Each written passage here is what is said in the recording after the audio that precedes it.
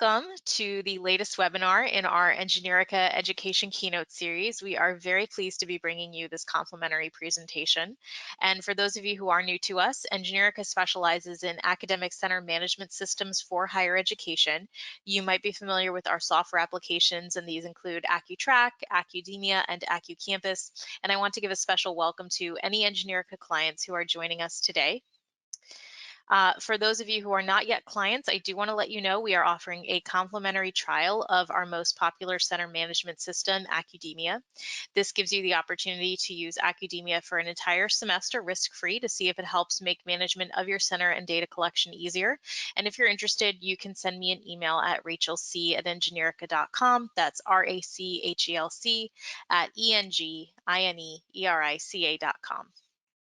So we started this keynote series for our clients and contacts who want us to learn more about best practices and trends and topics of interest in higher education. Each month we feature a distinguished speaker to talk about hot topics in the academic support field. We are still finalizing the details for our December webinar, so keep an eye on your emails and on our social media accounts for an announcement for when we open up registration for that. So a quick introduction to myself, your MC for today. I'm Rachel Cook. I'm a client success manager with Engineerica. I was previously a learning center manager for 6 years. So like you all, I am very passionate about higher education student success. I also have with me Justin Virasamy, one of our technical support specialists, who's here to help with any technical issues that come up. Now I am pleased to introduce you to our speaker. Dr. Rena M. Roberts is a higher education professional who has worked in the field for over 20 years. She is currently the director of the Academic Resource Center at the University of California, Riverside, where she leads holistic student support programming. Throughout her career, she has worked with initiatives surrounding student success, college athletes, and students pursuing degrees in the STEM disciplines. Rena brings with her a true passion for diversity and developing students holistically. She is dedicated to promoting and encouraging student success and strives to help students make the most of their college experience. Rena holds a BA in Social Relations from the University of California, Riverside, an MED from the University of Southern California, and an EdD from Arizona State University. So without further ado, I am going to go ahead and make Rena our new presenter and hand the floor over to her for her fabulous presentation. Okay. There you are.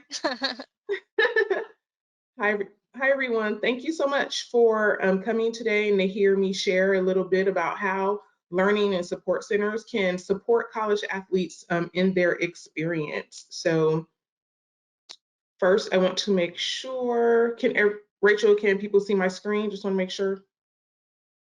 Yes. Okay, awesome. So let's go ahead and get started.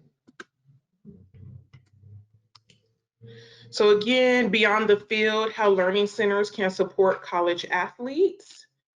And Rachel did a little introduction about me, but just to give a little more context. Again, I'm currently the director of the Academic Resource Center at UC Riverside. We are the department on campus that provides centralized, holistic, and academic support for UCR's undergraduate population. We offer about 20 different programs, including the campus tutoring program, supplemental instruction, a number of peer mentoring programs, and also a workshop series that students can participate in. In addition to being the director of the Academic Resource Center, I've also served in roles as academic advisor and counselor. I used to teach a first-year seminar. I've been at the University of California, Riverside as a staff member for about 17 years, and before that, I worked at the University of Southern California for about 6 years. The topic of college athletes is one that is really near and personal to me.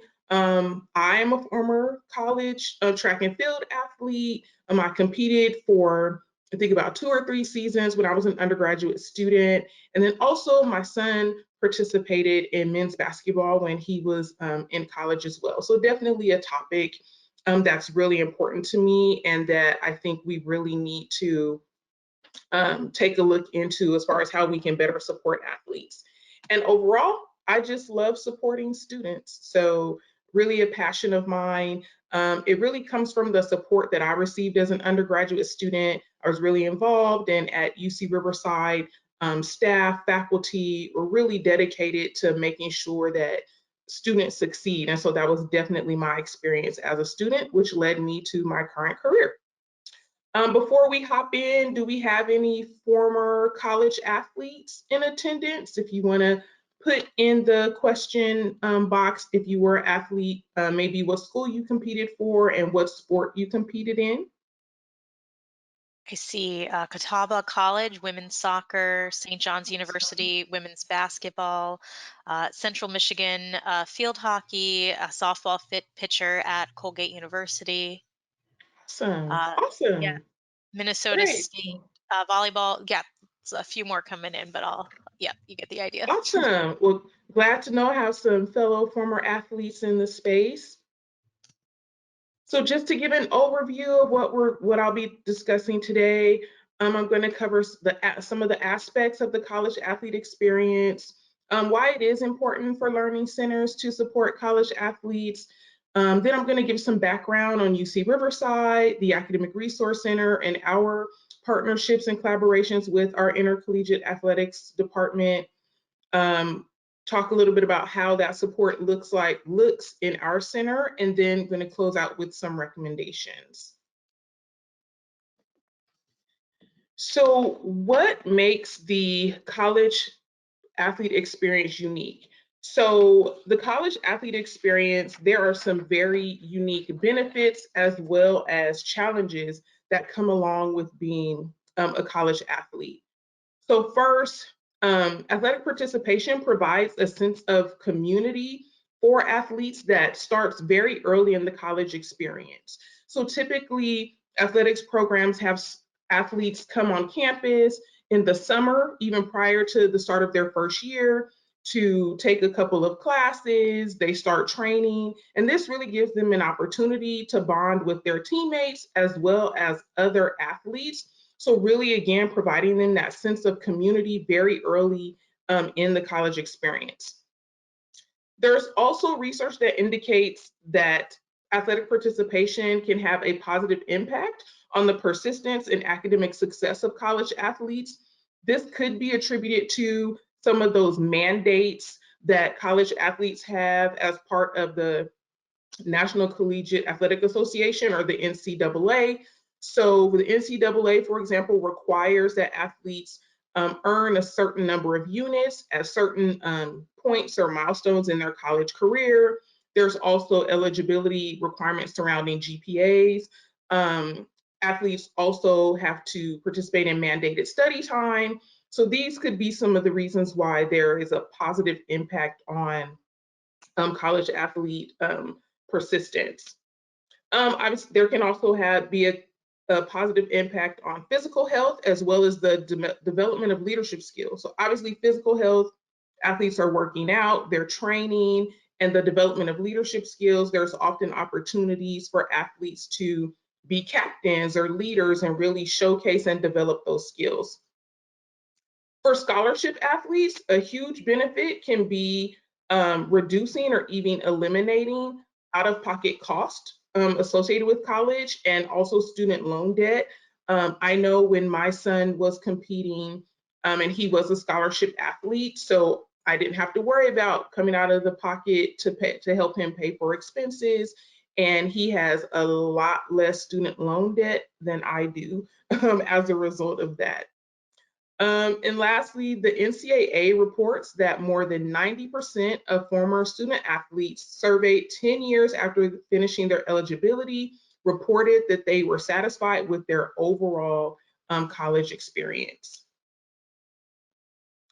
So while there are definitely some benefits regarding athletic participation, there are also some challenges. And I've listed some of them here. So missing class time due to travel schedules. So when athletes are competing, they're traveling back and forth, and that can have an impact on their time in class. I think this is really something to keep in mind, especially now that we're seeing these realignment of the athletic conferences. So typically athletic conferences include institutions kind of in the same regional area, so that when the athletes are traveling, it's not really far. However, I think it's next season, for example, the University of Southern California and the University of California, Los Angeles, which are both in Los Angeles, California, are going to be a part of, I think, the Big Ten conference, which means instead of just traveling to Northern California or Utah or Arizona, which is not that far of a distance for them, they'll be traveling to Michigan and Ohio. And so really kind of making that travel time a lot longer. So again, I think this is definitely something we'll be having to keep an eye on as these conferences continue to realign. Another challenge, battling physical injuries. A lot of times athletes get hurt, and then when they're hurt, they often can't compete, they can't work out, on top of not being able, a little bit more challenging to, go around campus if you're in a cast and have crutches or a scooter or something because of your injury. There's also research that indicates athletes experience feelings of isolation. And so with this, feelings of isolation could be connected to the fact that athletes do not have a lot of time to participate in those more traditional campus activities due to the demands on their time because of their athletic obligation. Another article that I read also talked about just the geographical location of athletics facilities. Athletics facilities tend to be on the outskirts of campus and not really kind of in the center of campus, which can also kind of lead to feeling isolated from the rest of the campus. Also, they're demanding schedules due to their athletic obligations. So there's research that talks about some athletes are spending up to 40 hours on their athletic obligations or on their sport, workouts with the team, individual workouts, traveling, competitions. So they have a lot of demands on their time due to their obligations.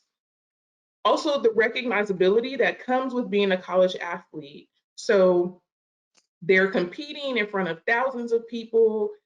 People on campus know who they are.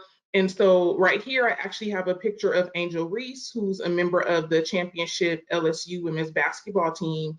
And she did an interview where she talked about even after winning the championship, she decided to switch to online classes because it was just getting a lot for her to be on campus, constantly being stopped, asked for pictures, kind of becoming a distraction.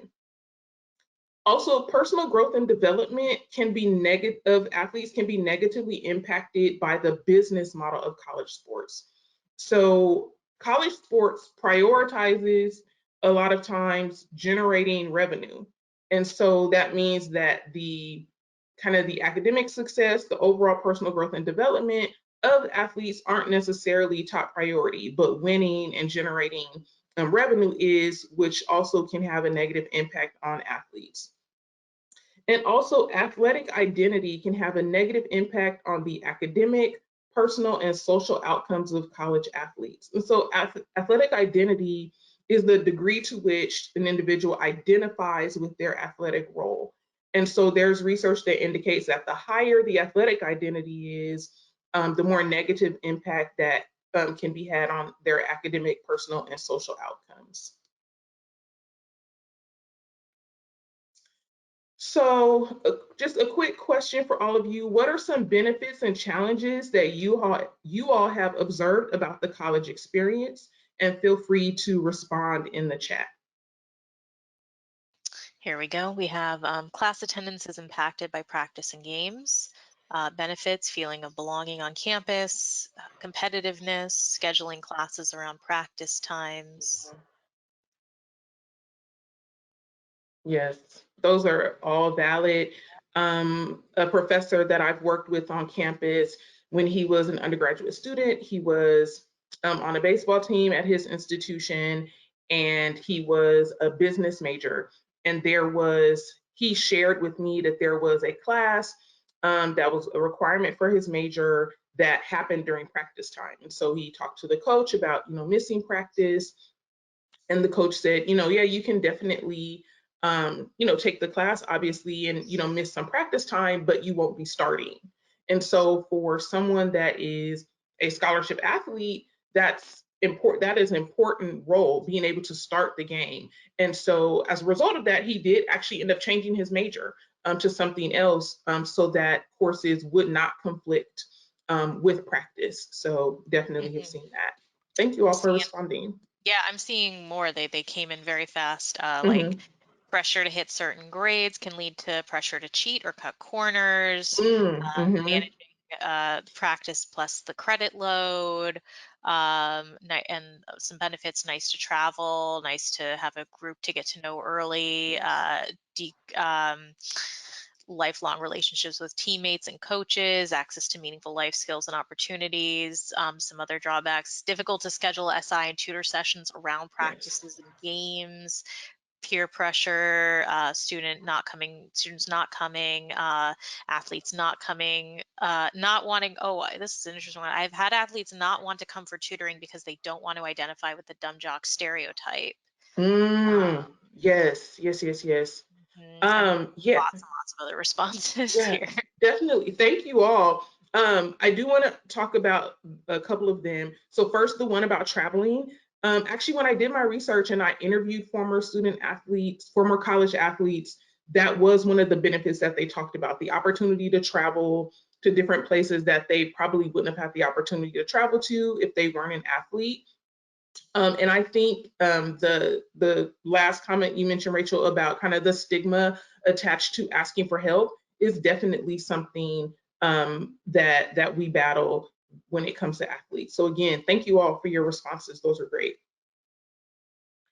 So why is it important for our learning centers and just our campuses overall to support college athletes? One, to help promote the development of their interests and skills outside of sports. We always hear about the very, very low percentage of college athletes that actually continue on to compete professionally once they leave college. So for a lot of the athletes, college is the last time they'll be competing at that level. So it's important that they have the opportunity to develop other skills and interests outside of their sport. It's also important that college athletes have a more holistic college experience, that they really get to experience all that college has to offer outside of their athletic obligations. And it's also important that we affirm and validate athletes as significant members of their campus community outside of their role as an athlete. Again, I think athletes kind of get in this kind of like pigeonhole of just you're an athlete, and they are whole people as well, and we really need to work hard to make sure that they feel that they are significant members of our campus communities outside of their athletic obligations. And I also think it's important that we support athletes as we continue our conversations surrounding efforts to increase retention and graduation rates and promote student success. So this is a student population that has a really unique set of needs and a unique experience. And if learning centers and campuses can do more to really support that unique experience, we can actually see possibly an increase in our retention and graduation rates. So now I'm going to talk a little bit about UC Riverside and the work that we do in the Academic Resource Center. So again, the University of California, Riverside, we are one of the 10 University of California campuses. We are located in Southern California. We're in the Inland Empire region, so about an hour east of Los Angeles. We have a student population of about 26,000 students, about 23,000 of which are undergraduate students. We're known as one of the most diverse university campuses in the country. So not just ethnicity, but also with students that are the first in their family to attend college, students that are Pell Grant eligible. We have a really diverse campus. And currently, US News and World Report has ranked us number 2 among all US universities for social mobility. So the Academic Resource Center, again, we are the department on campus that provides centralized academic and holistic support for UCR's undergraduate population. We see about 6,000 students annually in the Academic Resource Center, and all of our programs and services are peer-led. So we hire undergraduate students to serve as our tutors, peer mentors, supplemental instruction leaders, as well as support all of the other programs that are in the office. And we employ about 180 student employees annually.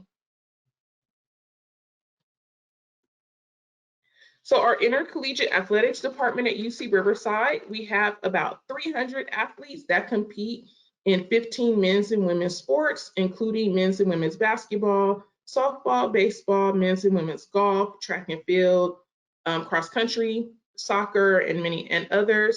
We are an NCAA Division I member institution, and we are a member of the Big West Conference. So other institutions in the Big West Conference includes the University of California, San Diego, California State University, Bakersfield, the University of Hawaii, as well as the University of California, Davis. So now I'm going to talk a bit about how we support athletes in the Academic Resource Center. So as I shared a little bit earlier, athletes have mandated study hall hours, again, that are required by the NCAA. So they have to spend a certain amount of time in study hall studying. And so at our institution, the room where athletes tend to complete their study hall hours gets a little crowded. And so what we have offered, we allow athletes to come to our space and use our study space to complete their study hall hours. And we provide a report. We use Accudemia, which is, like Rachel said, a product of Engineerica. We provide a report from Accudemia to the athletics department so that they can keep track of the study hall hours that the athletes are doing. This is really helpful, especially for our students who maybe just need that reduced distraction space and just really can't study or do their homework in spaces where it's a lot of people. Our study spaces are a little bigger, and so they tend to be less crowded. We also sometimes participate in recruiting visits. So the coaching staff will bring recruits to our office when they're doing their visits. So the recruits and their families can see our services. We give them a tour. We talk to them about the different services that we offer. And so really to let them know that they have really solid programming to help them be successful at the institution. We also participate in the student athlete orientation at the beginning of the year. We do presentations, share about our services, and really just let the athletes know that we are there to support them. Something new that we're doing this year in partnership with athletics, we are enrolling athletes in our peer mentoring program in their off season to really help them develop and build those time management and prioritizing skills so that when they're in season and their schedule starts getting really hectic, they know how to apply those skills right away. So right now we're working with the baseball team because it's not baseball season yet, but it's coming up. And so we're going to have the baseball team meeting with our peer mentors to really help them, again, develop those time management skills. And something we also do in the Academic Resource Center is to integrate our programming into the activities that athletes are already participating in. And so an example of this is our Leadership for Social Change seminar that we facilitated with the Student Athlete Advisory Council, known as SAC, on our campus. So the Leadership for Social Change seminar is a curriculum that we facilitate based on Helen Aston's social change model. It helps students to think about individual values, group values, and community values, and how all of those impacts leading, making a change, being a leader, and being a leader that wants to impact change. And so what we did is I actually went to the SAC meetings, and so they had kind of the business part of their meeting first, and then I facilitated the curriculum with them. So it was 5 sessions. There were a number of different activities and things that I led them through as part of the seminar. And then it culminated with the participants doing presentations at the end about a social change topic that they were interested in. So it worked out really well because we weren't adding just yet another demand on their time, but we came to them and just incorporated the curriculum into what they were already doing.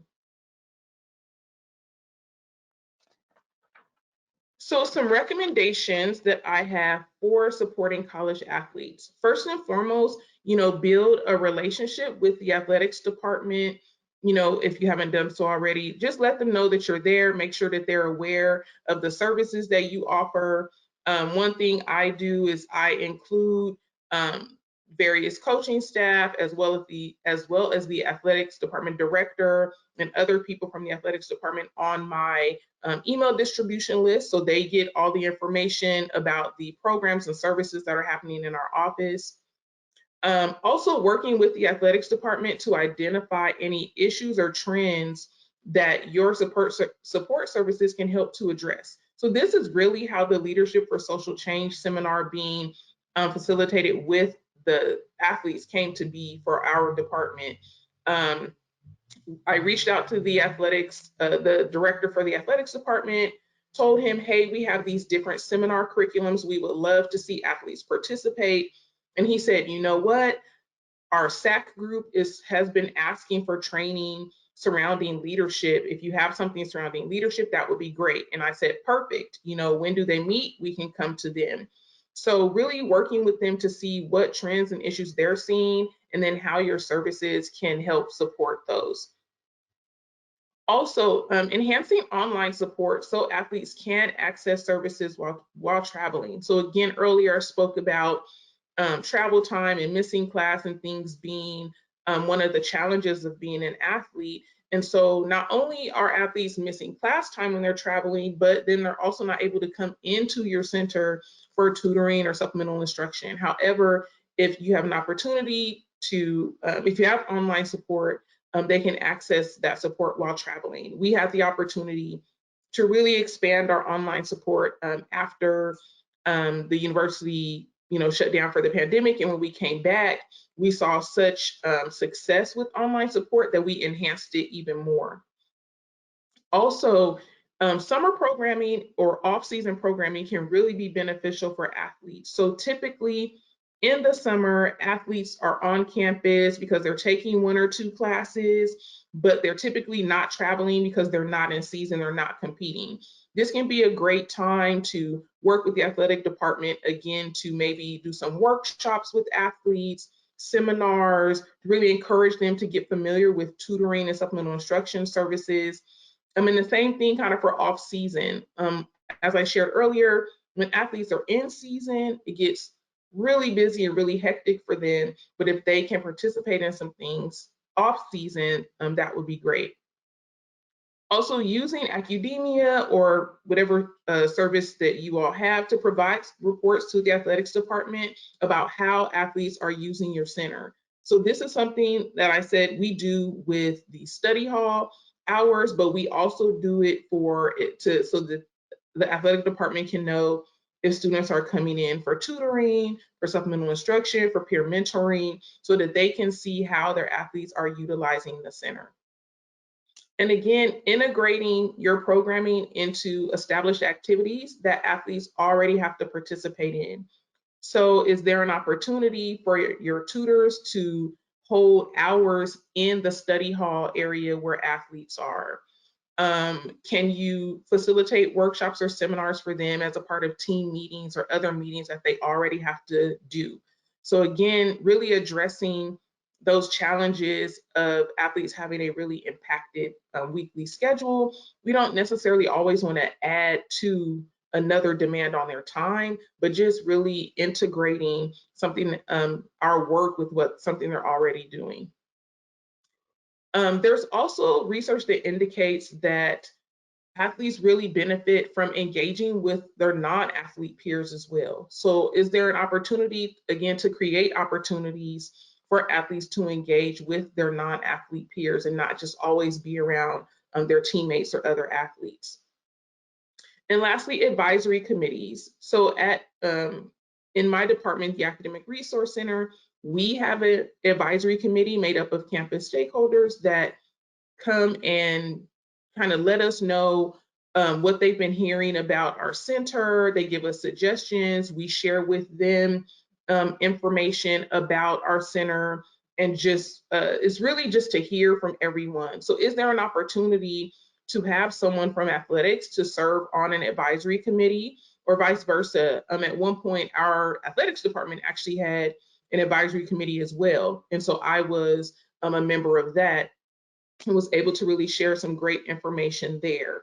And so again, these are just some recommendations that I have for supporting athletes based on our experience in the Academic Resource Center and also my research.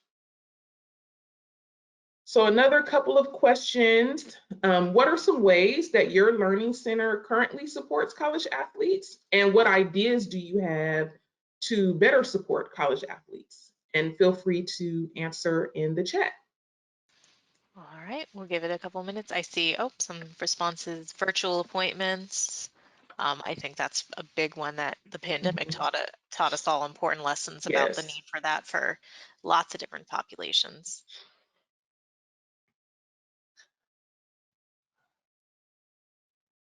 Provide study hall and academic coaching. Mm-hmm. We do have some academia clients who specifically run student athlete study halls too. Study halls, recruit visits, athletic focus counselors. We met one-on-one with students on the verge of academic warning. Uh, Mm-hmm.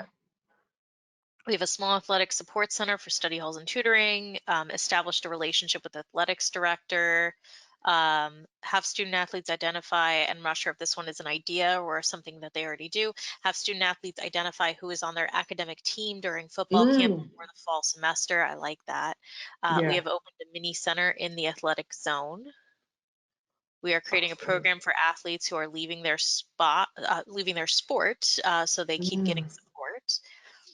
Incoming Awesome. screenings for student athletes, academic, psychological, and social. Yes.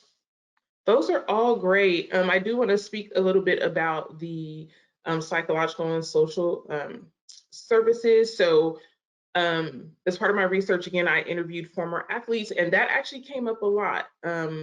Participants talked about wishing that they had mental health services and clinicians that specifically could help them with navigating the college athlete experience. So having a clinician that could speak to the challenges that were unique to their experience. So yeah, definitely all of those are great. Thank you all. So now I just want to share, I have my reference pages. If anyone is interested, again, I'll make this available after. And thank you. So now I guess I will open it up for any questions. All right, great. So let's see. And while we're waiting for some questions, we have some more ideas that came in that I'd love to read Awesome. while we wait. Um, Yeah. tutor/mentor one-on-one session, assistant learning specialist, assistant for at-risk students, summer bridge programs for all freshmen and transfer Yes. athletes. Our office works directly with the athletics department to provide them with early alert information that have been reported by Mm. faculty based on a variety of concerns. We have an athletic achievement zone that focuses on helping our student athletes learn tools for successful academics. And as an academic coach, I am embedding myself into their athletic culture, attending games, understanding their weekly schedules, Yes. etc. Host study hall, meet with athletes upon startup with their coaches to discuss our services and how to access them. All right, so we are getting into some questions here. We're having Great. them come in full force. Catherine asks, we tend to have very poor workshop attendance. Do you have any suggestions? Yeah. So we struggle with that as well, which is why we've been looking at how can we go to them. So going to the athlete. So sometimes with team meetings or even just meetings that the athletic department is having, we'll ask if we can bring the workshop there. Also, we also have to take a kind of look at our times a lot with our workshops. So we found that kind of the morning and afternoon were kind of, for athletes especially, really busy because they were typically in classes in the morning, training, practice in the afternoon. And so we started adding more times a little bit in the evening. So we close at 6. So we started adding more workshops in that 5 to 6 time as well. And we've seen a little bit more participation there. But I also think for me, what I think is the most effective is going to the athletes. So going to their meetings, going to seeing where you can maybe integrate into something that they're already doing. All right, great. And the next question from Michelle, do you have any suggestions for supporting students who quit, are cut, or a physical injury means they must leave their teams? Yeah, that's hard. I think that for that, making sure even before that time that they are aware of services.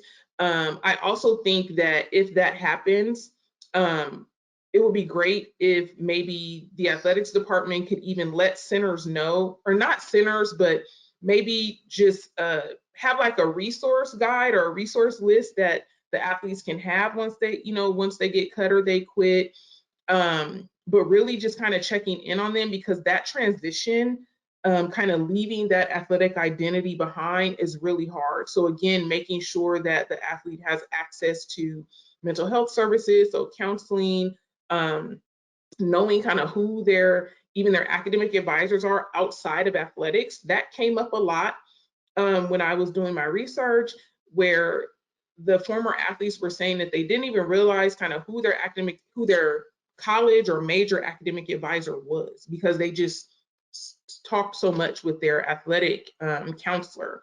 So making sure that they are aware of kind of like their whole team. I think someone said that in one of the um, earlier, making sure that the athletes are aware of their entire team that is there to support them, not just the people in athletics. So just information and making sure that they have access to all those services and programs. That's really hard. All right, and the next question from Nolan, how do you promote academic coaching? Yeah, so we do that a number of ways. Um, again, I have a lot of the athletics staff on my distribution list, so we share information there. I also have just some individual relationships with some of the coaches. So I'll reach out to them directly and say, hey, we have this academic programming going on. And really partnering with the academic side of athletics, because they can sometimes mandate or require things that that I cannot, as the leader, of the academic resource center. And so again, really working directly with them to see where we can support. We also, use social media. We use the clubs and organizations on campus to promote our services, including we call it peer mentoring, but academic coaching, peer mentoring, we kind of see it the same way. Um, and so just really utilizing all of those things to promote our services, and to make sure that we're really intentional about reaching out to students in a way that they'll see it. We even utilize Canvas. The Canvas portal, if everyone's familiar with that, to promote our services. So just really trying to get the word out wherever students are, and kind of making sure we're not missing anything.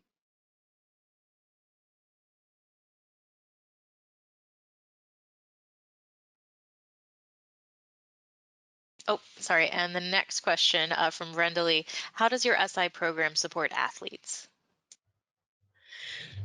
Um, I will say SI probably does not see as many athletes as I would say like tutoring does.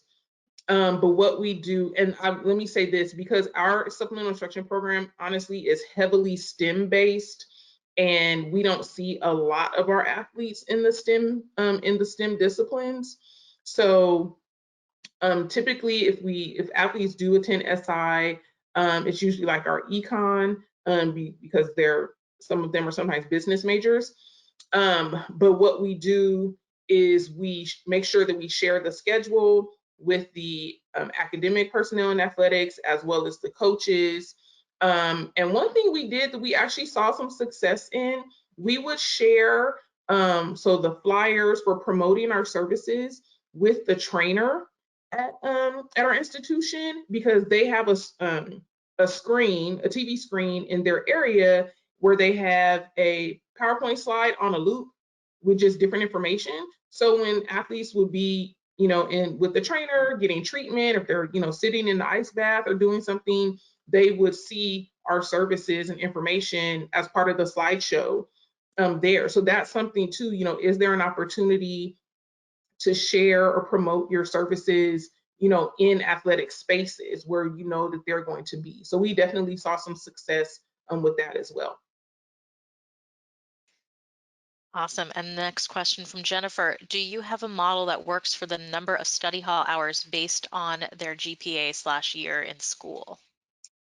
No, I do not. So just to clarify, the Academic Resource Center, we're not the people that are kind of responsible for monitoring that type of information for athletes. We're the office that provides just academic support for everyone. So I don't know because that's not kind of where I work.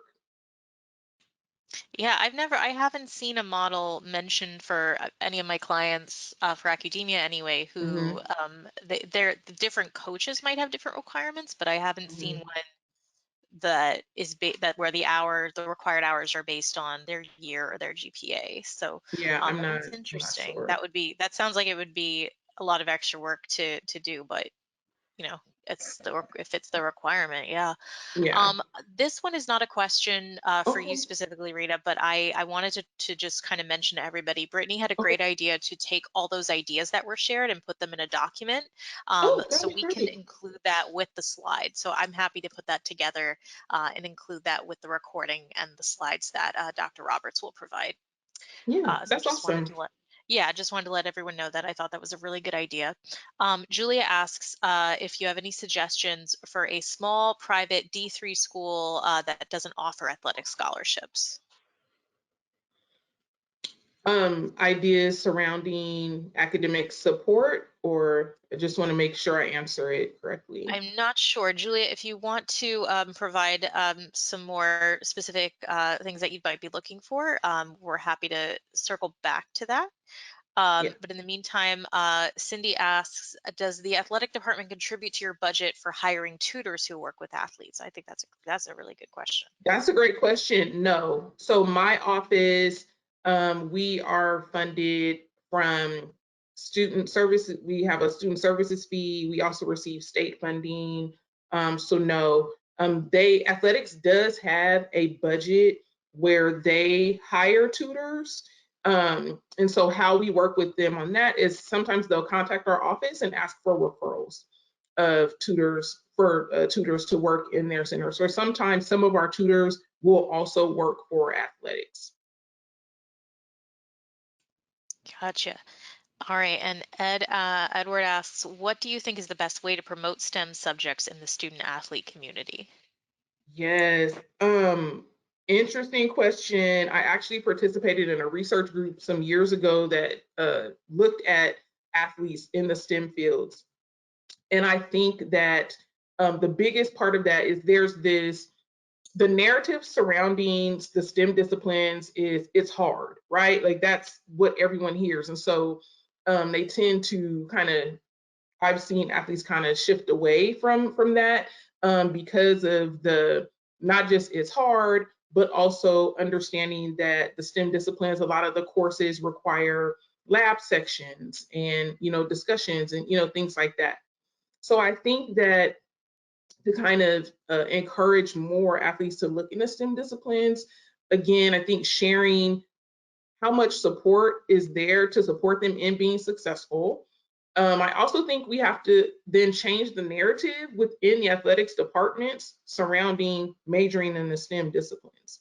Because sometimes the narrative is also, well, it requires more. So where is the time going to be, for your sport?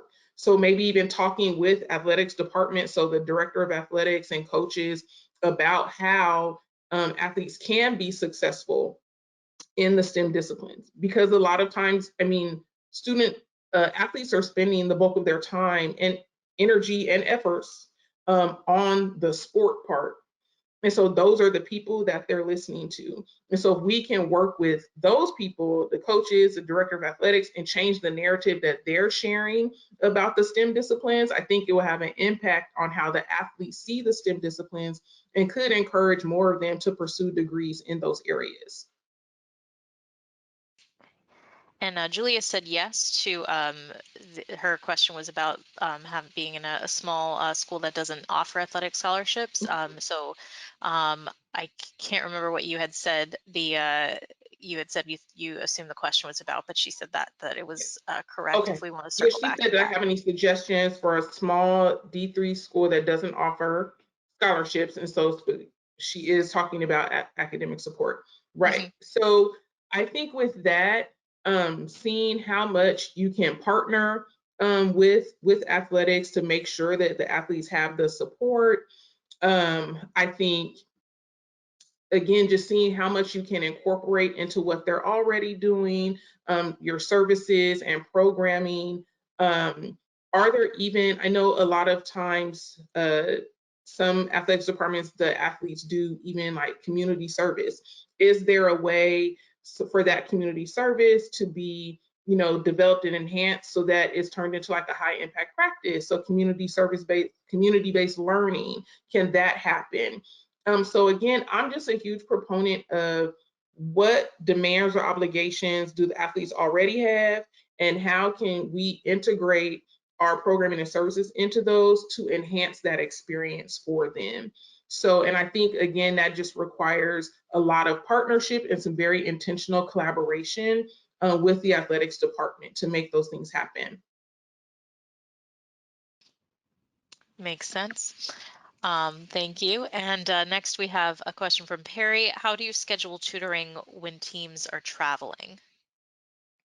So our scheduling, students can schedule either through our website. Again, we use Accudemia, so students can schedule their appointments online. They can even call to schedule an appointment. So we encourage students, especially athletes, to look at their schedule early in the term and to go in. Actually, the easiest is by using Accudemia, and they can schedule their tutoring appointments for the whole term. So we're on the quarter system. It moves very quickly. We do 10-week quarters.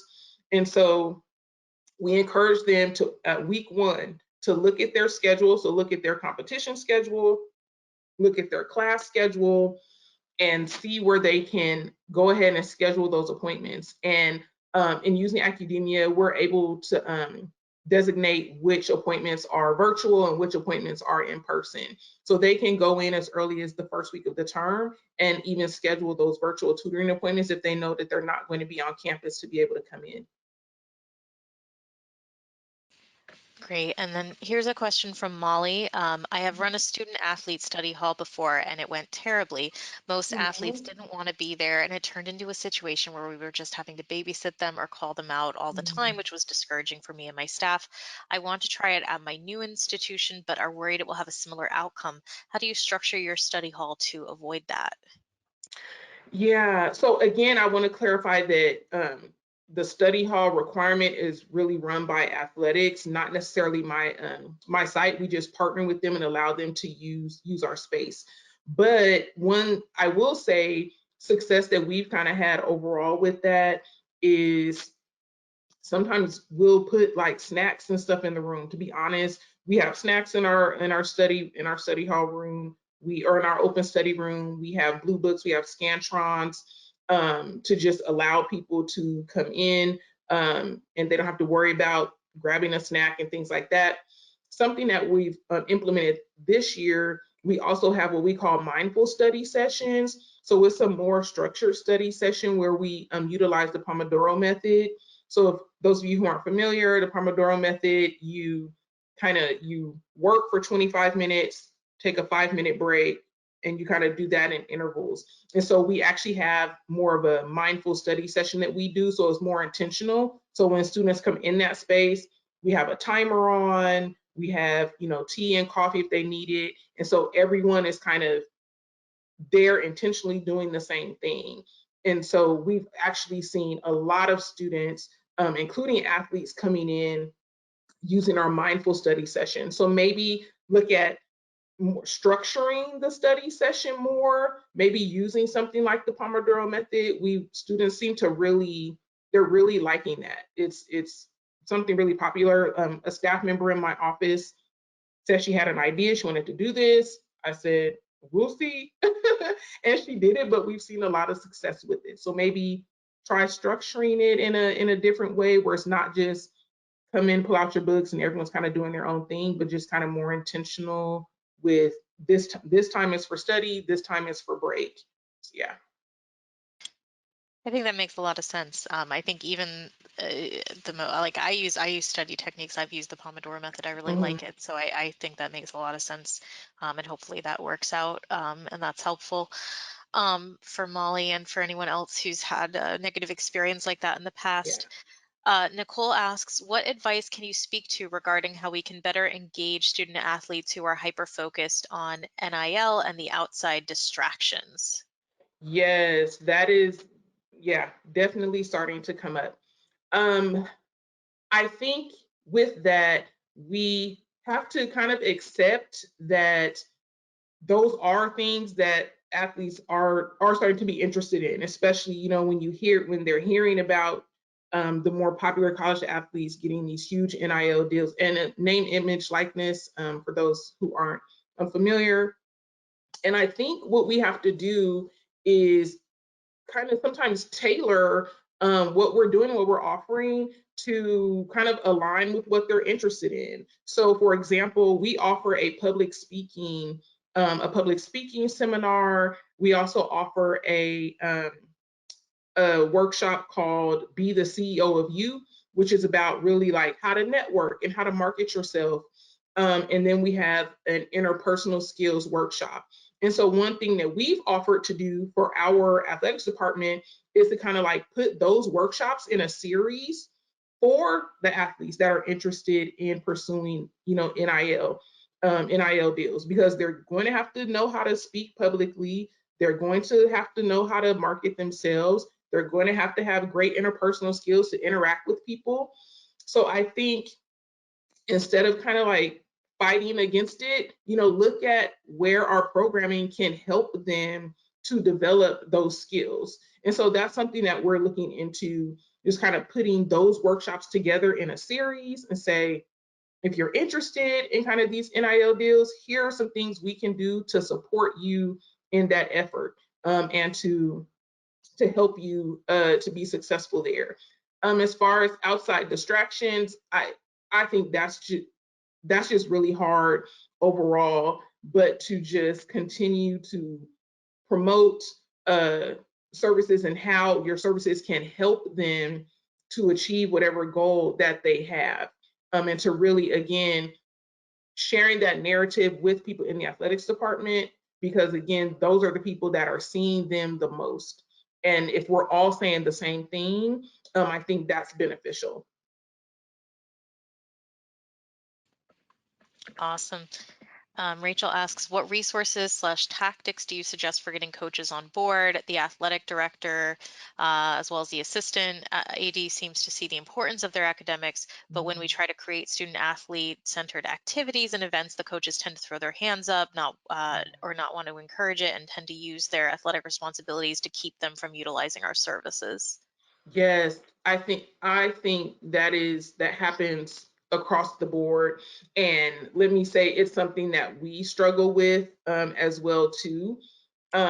So the only thing I have, and again, maybe someone else can chime in too, but what's been successful for me is really just having those individual relationships with coaches. So there are a few coaches that I contact directly and I'll say, hey, this opportunity would be great for your team. Could you please have them come? And there are some coaches that are say, yeah, Rena, great, not a problem. I'll definitely share. Some we may not get a response from. And that's really hard. I think that is where you have to get the director of athletics involved, and really again making sure that we're sharing the same information. And I do think again it also goes back to how can we show that this will also benefit them, right? So, for example, make sure that your team is coming to tutoring or coming to supplemental instruction because you want them to be eligible to play, right? Like this is a way to help them earn strong grades and to remain eligible. So, kind of having those conversations too. But I agree that it's very hard. The subculture of college sports is it's strong. And again, the priority is on, the sport a lot. And so the only thing I can really say is to try to align again what you're doing with what's important to them as well. And then Cindy is asking, and I know we are almost at time. Yeah. Dr. Roberts, are you still able to stay? Because it looks like we still have a few more questions. I can answer a couple more questions. Yeah, not a Okay, problem. yeah. Definitely let me know if we need to cut it off and we can Okay. go from there. But Cindy asks, how do you manage student athletes who have difficulty staying on task or who could become Mm. disruptive in your space? Do you ever need coaches or AD personnel to intervene? You know what? I have not had that experience. Um, but I have heard of people having that experience. And I think what I've heard is people, again, going to well, first, having the conversation directly with the athlete, right? So I think one of the reasons why I haven't had that issue a lot is when they come in our space, we're very, I go in, I speak, I say hi, things like that. But if I were to have an issue like that, I think I would first just say, hey, this is a study space. Can you, kind of keep it down? And then I think if it persisted, definitely talking to um, maybe the academic person in the athletic department, um, or a coach if you have that type of relationship. But I think just starting with a conversation with the athlete first um, has, would work. I'm so unfortunately, like I said, I haven't really had that a lot, but yeah, I could see how that can be disruptive and hard to manage. Yeah. Nicole asks, how might we better engage with coaching staff regarding the way in which they give a genuine picture of what the challenging balance of student athlete life really is? Yeah, I think that's definitely a hard one because again, I mean, let's be transparent. The coaches are there to win. If they don't win, they don't have a job. And so I do think because of that, kind of the other needs of the athletes themselves get a little lost in the shuffle. So I do think if you have an opportunity to go to coaches meeting. So what I've done is the athletic director will sometimes allow me or someone from my staff to come to the meetings that he has with the coaching staff, and we'll come and we'll present about our services. We'll share about how we can help and how we can support.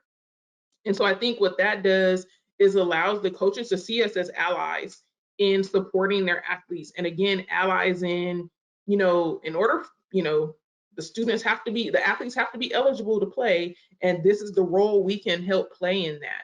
So maybe you can go go to a meeting, a coaches meeting, and share a bit about what you do, how you can support athletes, what that looks like. Because sometimes I think uh, coaches know our services are there, but aren't really sure kind of how we can support them. So being very specific, we can support you all in this way. We can support the athletes in this way. And just really sharing that information and keeping that communication open. Um, so yeah, that's what I have. I've always enjoyed going to the coaches meetings and just kind of sharing. I get a lot of questions about our services, so that lets me know, maybe they weren't aware of some of the things, that we do. But I've definitely had some success there as well. Awesome. And then Heather asks, we are also are offering leadership training for our captains to learn services available to be a voice when Oh, really? teammates aren't confident. I think this is a suggestion.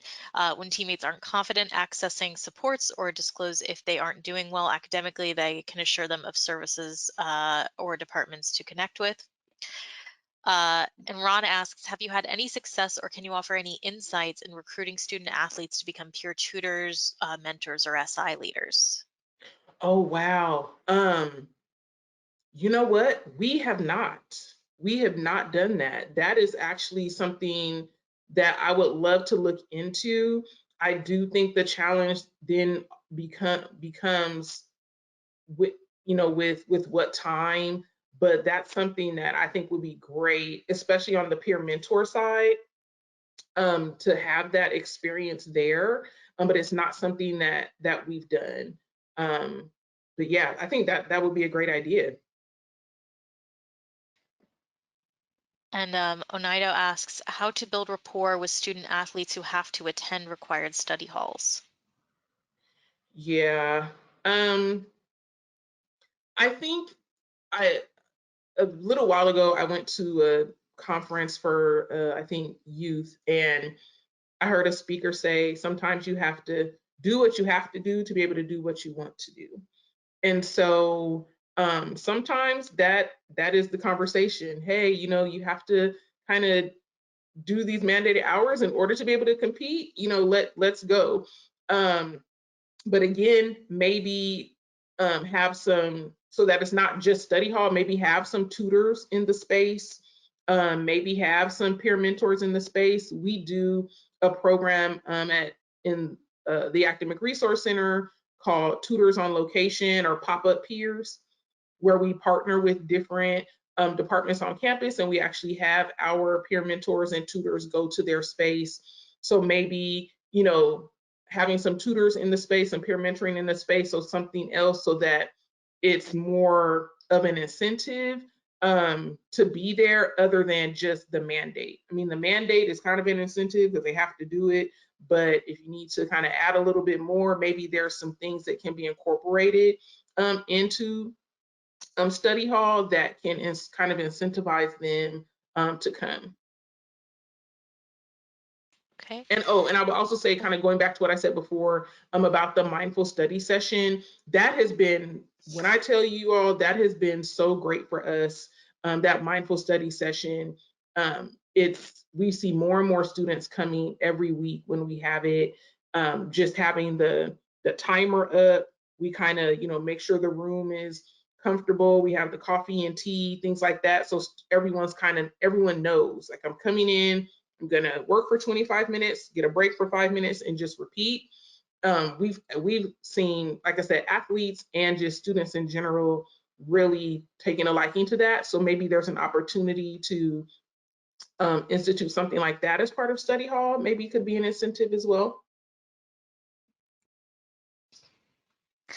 Awesome. And then Jennifer had a question, and I think, Jennifer, I will reach out to you privately about this because it sounds like it's related to Accudemia. So you said we were looking, she said we're looking to standardize all athletes at our center. We have some coaches that expect 2 hours and another coach that Mm, wants 6 hours. I was just talking to a client about this the other day where he's trying to get the coaches to kind of standardize, but it's been a challenge. mhm. It creates issues in our center where we provide the Accudemia login. Jennifer, I would like to reach out to you just uh, personally and just see if I can learn a little bit more about that challenge and maybe help provide some answers. Um, Becky asks, how do you handle coaches who do not seem to be invested in the athlete's academic success? And I think this kind of gets back to Yeah, the question we had earlier about the you mentioned the coaches, like they see their yeah, job as to win, which to win. Yeah, is, but trying to yeah, appeal to, well, they yeah. can't play if they're not passing their concepts. Exactly. Yeah, just keeping in contact with, even like I said, the athletic director, talking with them again, just kind of sharing how you can help their what they're trying to accomplish as well, as much as possible, and just kind of going from there. But that's the hard thing. That's very hard. Yeah. Yeah. Um, and we just have a couple more questions. Perry wants to Okay. know if you tutor the athletes online when they travel. Yeah. Yeah. Our online services are available to all students. We do virtual appointments, so definitely. We let me see. We've been, doing virtual appointments since we came back after the school closure, and so we have seen athletes using our virtual appointments as well. So yeah. Okay, and this was actually a suggestion that came in Mhm. from Sandra McGuire. Another way to promote STEM is to have any athletes who are STEM majors talk to their peers. One of the best football players at LSU, who is now a star in the NFL, so many acronyms, was an honors engineering grad, a star basketball player, and an A student in biology. Yeah, absolutely. Definitely utilizing their peers. Absolutely. I totally agree. And that's awesome. Yeah, yeah. And the last question we have coming in right now, Aurelia asks, how often is the mindful study session? Is it daily, weekly, for an hour? Right now, it's weekly for 2 hours. So right now, it's every Monday from 4 to 6. All right, and that is all the questions we've had. We had a lot of great ones. Like I said, I'm going to compile all the suggestions that came in through the chat into a nice little PDF for those of you who are still with us and for those of you watching this recording. And we'll put that download in the YouTube description as well as on our website. And then we'll provide the slides as well. And I want to thank Dr. Roberts so much for joining us today. And I want to Oh, thank awesome. everybody for coming and supporting our Keynote webinar series. We really appreciate it. And we hope that everybody has a great rest of their week and a great rest of their day. Thank you, everyone. Thanks everyone for coming. Thank you. Thank you.